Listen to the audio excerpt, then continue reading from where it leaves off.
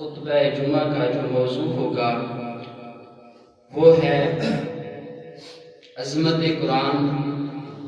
اور اللہ کی رسی کو مضبوطی کے ساتھ تھامنا۔ اس سے پہلے حسب معمول ایک حدیث پاک درود شریف کی فضیلت کے حوالے سے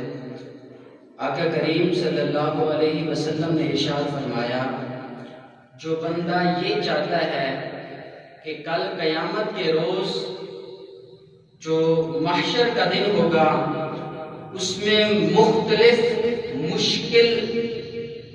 اور کٹھن گھاٹیاں ہوں گی جن سے ہر بندے کو گزرنا پڑے گا،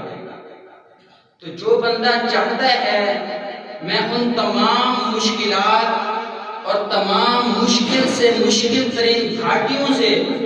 آرام کے ساتھ گزر جاؤں، تو آقا کریم صلی اللہ علیہ وسلم نے فرمایا کہ اس بندے کو چاہیے کہ وہ مجھ پر کثرت کے ساتھ درود پاک پڑھے۔ اسی محبت کے ساتھ ایک مرتبہ پھر پڑھ لیں، صلاۃ و سلام علیک یا سیدی یا رسول اللہ وعلی آلک و اصحابک یا سیدی یا حبیب اللہ، صلاۃ و سلام علیک یا سیدی یا نبی اللہ وعلی آلک و اصحابک یا سیدی یا خاتم النبیین۔ اب سب کے سامنے اللہ جل جلالہ کی لاریب کتاب، اس میں سے ایک آیت پڑھنے کا شرف حاصل کیا ہے۔ باری تعالیٰ نے قرآن کریم کے اندر ارشاد فرمایا، وقال الرسول یا ربی ان قومی اتخذوا ھذا القرآن مہجورا۔ اس کا ترجمہ اور مفہوم یہ ہے، اس سے پہلے حدیث پاک کی روح سے بھی میں تفصیل بیان کروں گا، تھوڑا سا یہ بتا دیتا ہوں کہ جس وقت یہ قرآن پاک اترتا تھا، حضور صلی اللہ علیہ وسلم قرآن پاک پڑھتے تو مشرکین مکہ جو تھے، کوئی کہتا حضور صلی اللہ علیہ وسلم کو کہ یہ جادوگر ہیں، کوئی کہتا یہ پاگل ہیں، نعوذ باللہ، طرح طرح کے الزامات لگاتے تھے۔ تو جس وقت یہ الزامات لگتے تھے، اللہ کی لاریب کتاب کی توہین کی گئی، بے ادبی کی گئی، اللہ تبارک و تعالیٰ کی کتاب کو انہوں نے پکڑنے سے انکار کر دیا، تو اس رسول نے یعنی میرے اور آپ کے کریم آقا صلی اللہ علیہ وسلم نے رب تعالیٰ کی بارگاہ میں جو دعا کی، اللہ تبارک و تعالیٰ نے اس دعا کو قرآن کے جملوں میں بند کر دیا۔ فرمایا وقال الرسول، اور رسول نے فرمایا، کیا فرمایا؟ یا ربی، اے میرے رب، ان قومی، بے شک جو میری قوم ہے یعنی مشرکین مکہ، اتخذوا، بنا لیا انہوں نے، ھذا القرآن، اس قرآن کو مہجورا، چھوڑا ہوا، کہ اے باری تعالیٰ میرے جتنے بھی قوم والے ہیں، جتنے بھی میرے امتی ہیں، اس وقت انہوں نے میری اس کتاب کو، قرآن پاک کو جو مجھ پر اتاری جا رہی ہے، اس کتاب کو عمل تو دور کی بات ماننے سے بھی انکار کر دیا۔ تو اللہ تبارک و تعالیٰ نے بعینی ہی اسی دعا کو اللہ تبارک و تعالیٰ نے قرآن میں بند فرما دیا۔ اسی حوالے کے ساتھ حدیث پاک ہے، پھر میں وضاحت کروں گا اس لیے۔ حدیث پاک بھی بالکل اسی طرح ہے۔ حضرت ابن عباس رضی اللہ تعالیٰ عنہ فرماتے ہیں، کان النبی صلی اللہ علیہ وسلم متبارئا بمکہ، شروع میں جس وقت حضور صلی اللہ علیہ وسلم نے اسلام کا علم بلند کیا تو لوگوں نے کچھ نہ تو اظہار محبت کے ساتھ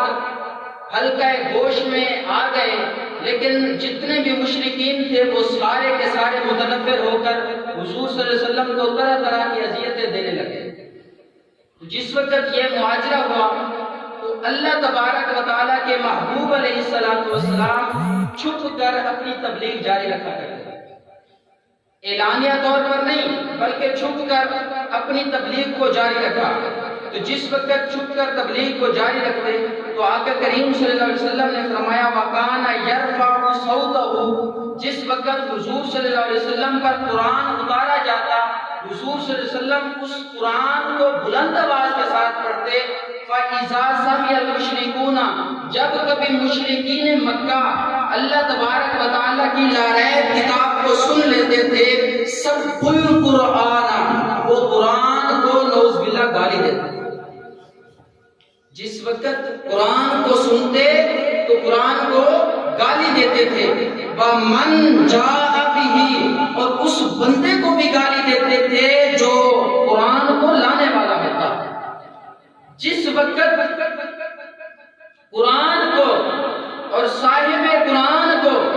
گالی دی جا رہی تھی مکہ کے اندر، تو اللہ تبارک و تعالیٰ کو یہ بات منظور نہ ہوئی کہ میرے محبوب کو اور میری لاریب کتاب کو گالی دی جائے، تو اللہ تبارک و تعالیٰ نے فرمایا لا تجہر بصلاتک ولا تخافت، اے محبوب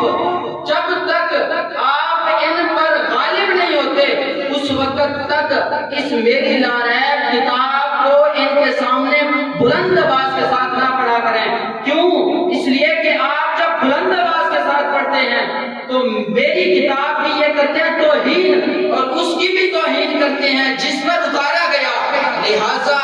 مجھے تیری اور میں اپنی لاریب کتاب کی توہین برداشت نہیں کر سکتا، اس لیے آج کے بعد مشرکین مکہ کے سامنے بلند آواز سے کتاب نہیں پڑھنی، حکم فرما دیا۔ دیکھیں نا مشرکین مکہ جس وقت قرآن کو نعوذ باللہ گالی دیتے تھے تو رب تعالیٰ نے کیا فرمایا کہ لا تجہر، اے محبوب قرآن کو بلند آواز کے ساتھ نہیں پڑھنا، کہ اے محبوب قرآن کو بلند آواز کے ساتھ نہیں پڑھنا۔ کیوں؟ قرآن کی توہین ہوتی ہے۔ آج میں اسی موضوع پر گفتگو کروں گا کہ جس وقت رب کو یہ بات منظور نہ تھی کہ قرآن کی توہین ہو، رب نے حکم جاری فرما دیا کہ اے محبوب قرآن کو بلند آواز کے ساتھ نہیں بلکہ ایسا آواز کے ساتھ پڑھنا ہے۔ آج جب ہمارے معاشرے کے اندر، ہمارے اس ملک اور اس دنیا کے اندر قرآن کی بے حرمتی ہوتی ہے، ہم کیا کرتے ہیں اس وقت؟ یہ تو میں بعد میں وضاحت کرتا ہوں۔ اسی حوالے کے ساتھ ایک اور حدیث پاک ہے، تھوڑی سی فضیلت بیان کر لوں قرآن پاک کے حوالے سے، اس کے بعد میں وضاحت کروں گا۔